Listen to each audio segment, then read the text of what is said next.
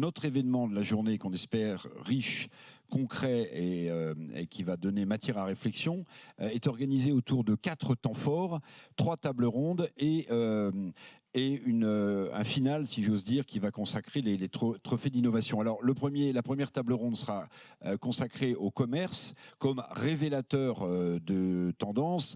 J'ai en tête les sociologues de la consommation qui ont souvent exprimé le fait que le consommateur voulait aussi devenir consommateur, c'est-à-dire consommer, mais j'allais dire consommer bien et consommer mieux. Donc, première table ronde, le commerce, un révélateur de tendance.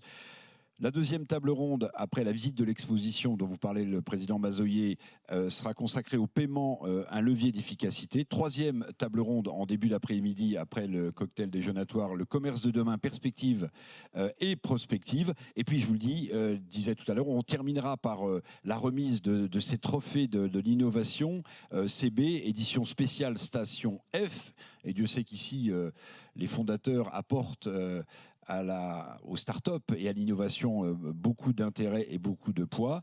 Chaque table ronde sera précédée, c'est intéressant, par ce qu'on a appelé un éclaireur. Bon, le langage anglo-saxon, on dit une keynote, mais un éclaireur qui plantera le décor de chaque table ronde pour qu'on puisse immédiatement rentrer dans le vif du sujet avec les questions que je poserai à mes invités. Donc voilà, une journée qui s'annonce riche, qui s'annonce dense, qui s'annonce le plus concrète possible. Vraiment, je suis frappé par l'idée que les thèmes qui sont les vôtres aujourd'hui, nonobstant le paysage politique et les élections législatives dont le président Mazoyer rappelait avec humour qu'ils auraient pu se débrouiller pour mettre ça à un autre moment, tous les thèmes qu'on va traiter aujourd'hui, en fait, sont des thèmes d'actualité, sont des thèmes forts, parce que la consommation des ménages est évidemment le premier moteur de la croissance française, que ce soit le pouvoir d'achat, que ce soit la sécurisation ou des paiements, ou que ce soit évidemment l'innovation. Tout ça intéresse non seulement l'économie française, mais tous les Français. On va commencer tout de suite avec Laure Salvin, qui est la directrice générale de Verian France. Alors Verian, c'est l'ancienne Sofres, c'est l'ancien Kantar. Vous vous souvenez, c'est cette grande institution autour des études qui prend le pouls des Françaises et des Français. Je vous demande d'accueillir Laure Salvin.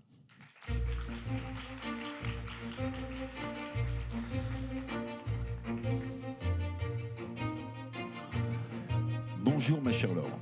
Bonjour à toutes et à tous, bonjour Eric. Très content de vous retrouver. Je le disais, la consommation des ménages, c'est le premier moteur de la croissance économique française. Les Allemands sont plus sur un modèle d'exportation, mais nous, en France, on demeure très attachés à cette consommation des ménages. Alors évidemment, Verian, Kantar, public, prend le pouls, je le disais, des consommateurs français. Première question très simple pour cadrer un peu les choses. Quelle est aujourd'hui l'image du commerce auprès de nos concitoyens? Et puis peut-être, comment perçoivent-ils, de leur point de vue, les grandes évolutions de ce secteur?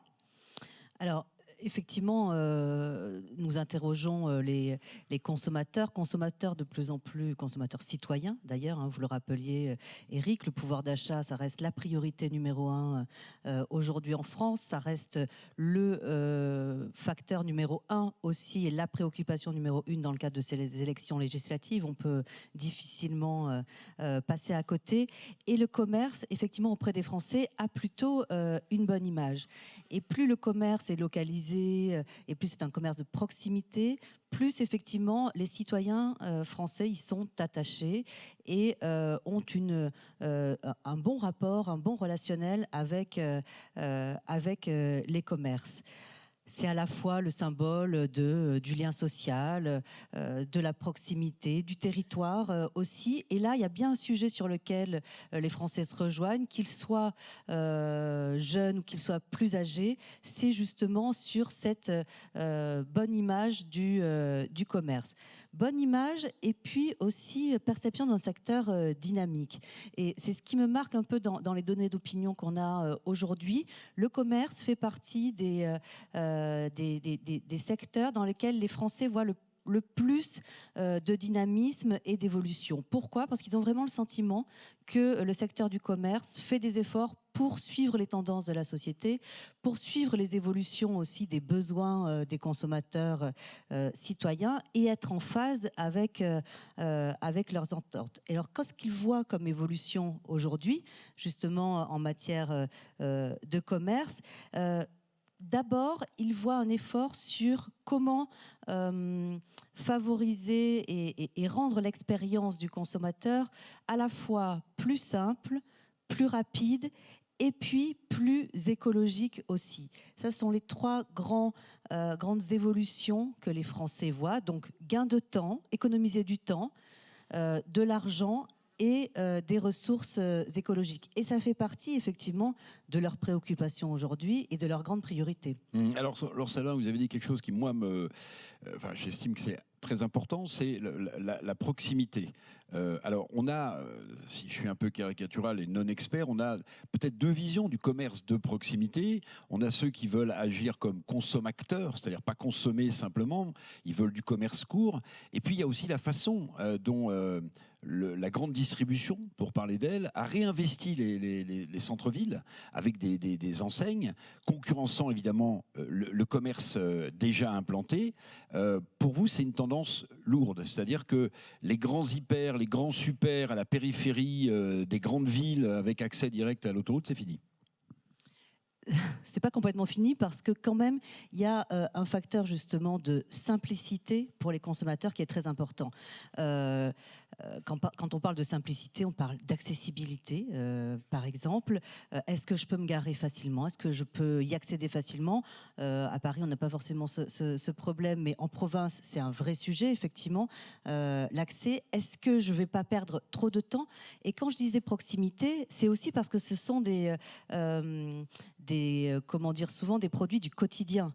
Donc c'est cette proximité aussi symbolique du commerce avec les Français qui est en jeu dans l'image du secteur du commerce. Alors en face du petit commerce, moi je mets toujours petit entre guillemets, c'est pas du tout péjoratif, hein, et de la grande distrib qui réinvestit les centres-villes, il y a le e-commerce, il y a la question du e-commerce. Alors les deux petits ou grands commerces, s'ils sont contraints, quand on est un petit commerçant, on a mis en place son site pour essayer de vendre aussi à l'autre bout du monde. Quand on est la grande distrib, on fait de la livraison à domicile.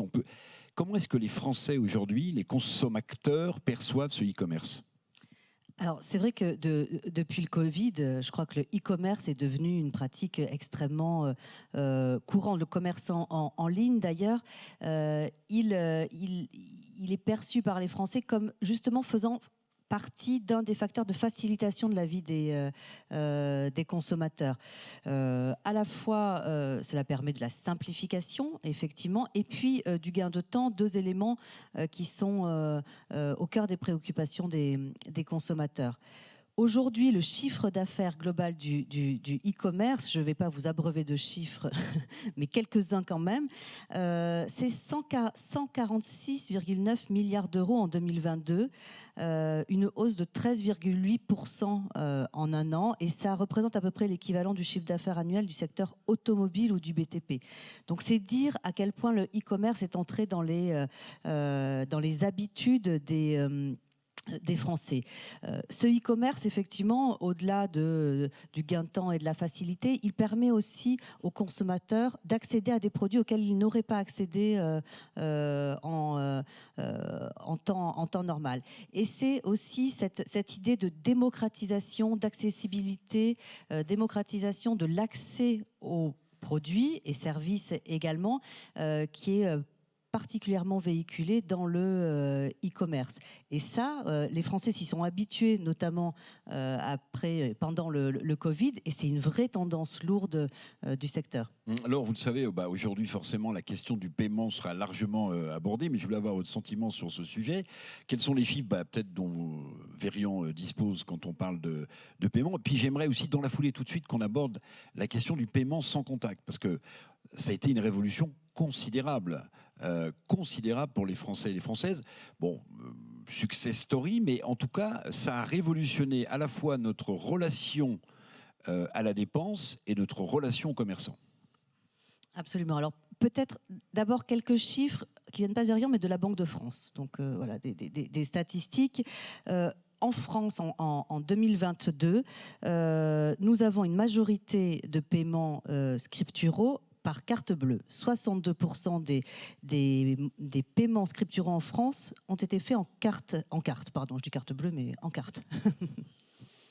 C'est la déformation française, ça. On dit carte bleue. Deuxième moyen de paiement, le chèque. 17%. Ce qui reste effectivement une particularité aussi française. Et puis les prélèvements, les virements, qui est à 18%. Donc, voilà, on a quand même une écrasante majorité de paiements aujourd'hui qui sont faits en France par carte. Qu'est-ce qu'en pensent les Français ?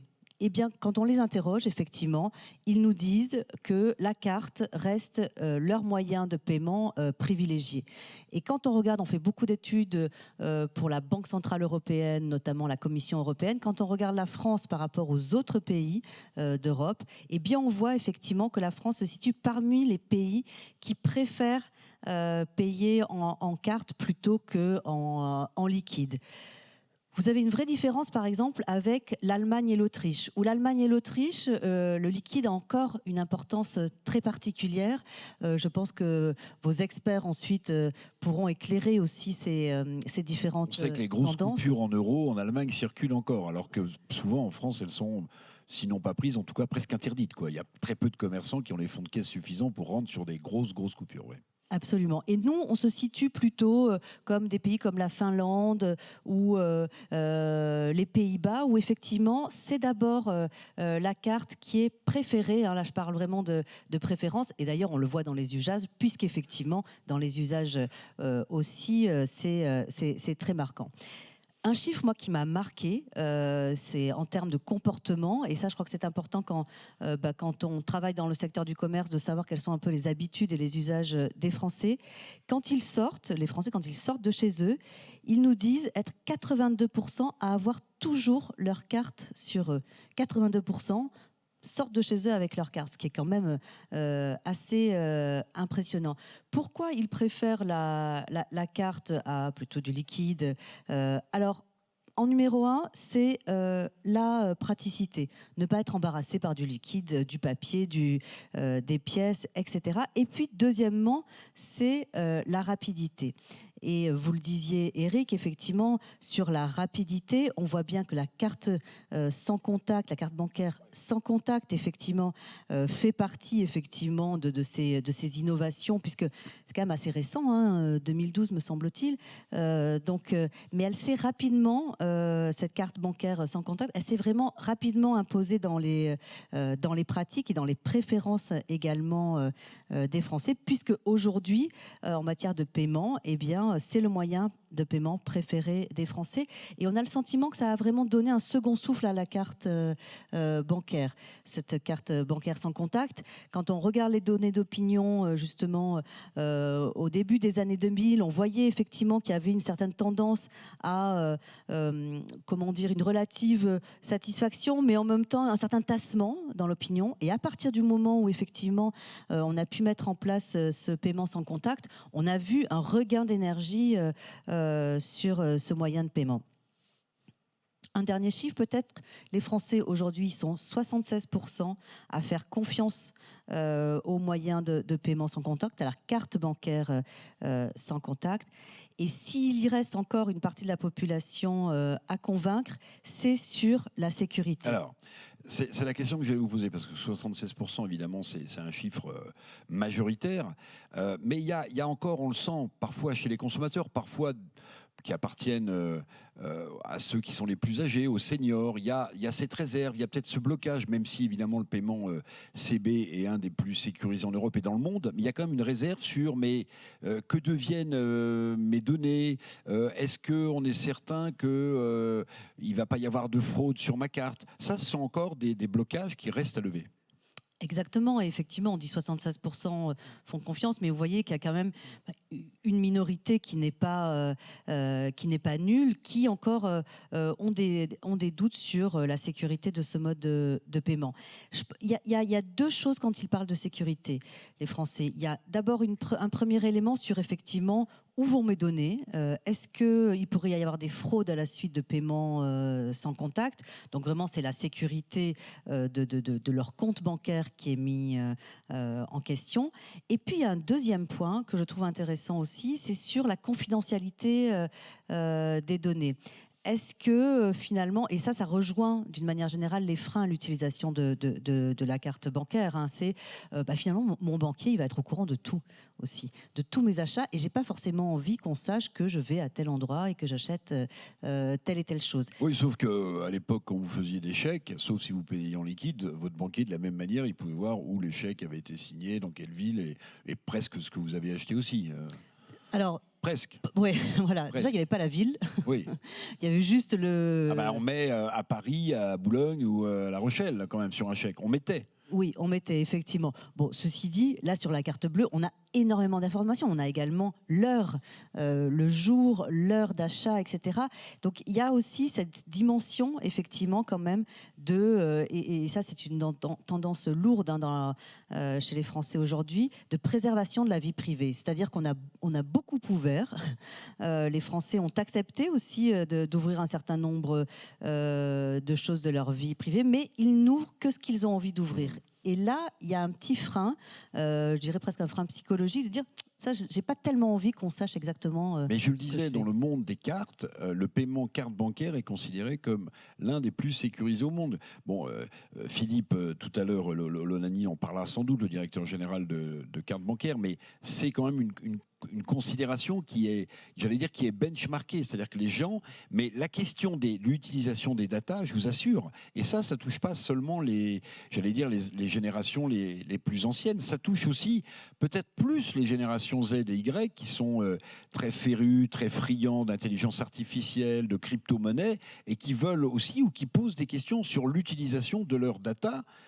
Et ça, le paiement carte bancaire assure une étanchéité assez forte. Très forte. Et ça, c'est vrai qu'on le retrouve dans de nombreuses enquêtes d'opinion sur l'innovation, l'IA notamment. Il y a une appétence et comment dire, une envie vraiment de découvrir ce que l'IA va pouvoir apporter aux consommateurs, aux citoyens également. Mais il y a deux ententes fondamentales qui sont demandées par les Français. C'est effectivement, la sécurisation des données, et les Français ont toujours un doute sur le fait que quelqu'un d'autre qu'eux peut mieux assurer la sécurité de leurs propres biens. Pendant longtemps, vous aviez des Français qui gardaient leurs billets sous leur matelas. Ou dans les lessiveuses. Dans les lessiveuses, voilà. Et d'ailleurs, on retrouvait des billets un peu cachés partout chez les plus seniors quand ils disparaissaient. Donc voilà, il y a quand même cette idée. C'est pour ça que je parlais de frein psychologique, parce que c'est pas forcément rationnel. Vous voyez, il y a une dimension assez émotionnelle là-dedans. Et puis, donc, le deuxième point, et ça, c'est un sujet qui monte de plus en plus, même si les Français ont du mal à comprendre les ressorts, c'est tout ce qui est lié à la protection RGPD des données. Il voit bien effectivement qu'il y a un vrai sujet sur la sécurisation, sur le stockage des données, et on voit les entreprises aujourd'hui sont de plus en plus attendues sur finalement des marques de confiance et des marques de réassurance dans ces domaines-là. Laure Salvin, je vous remercie beaucoup d'avoir planté ce décor et d'avoir répondu à ces quelques questions en ouverture de cette journée du commerce. Merci beaucoup, Laure Salvin, directrice générale de Verian.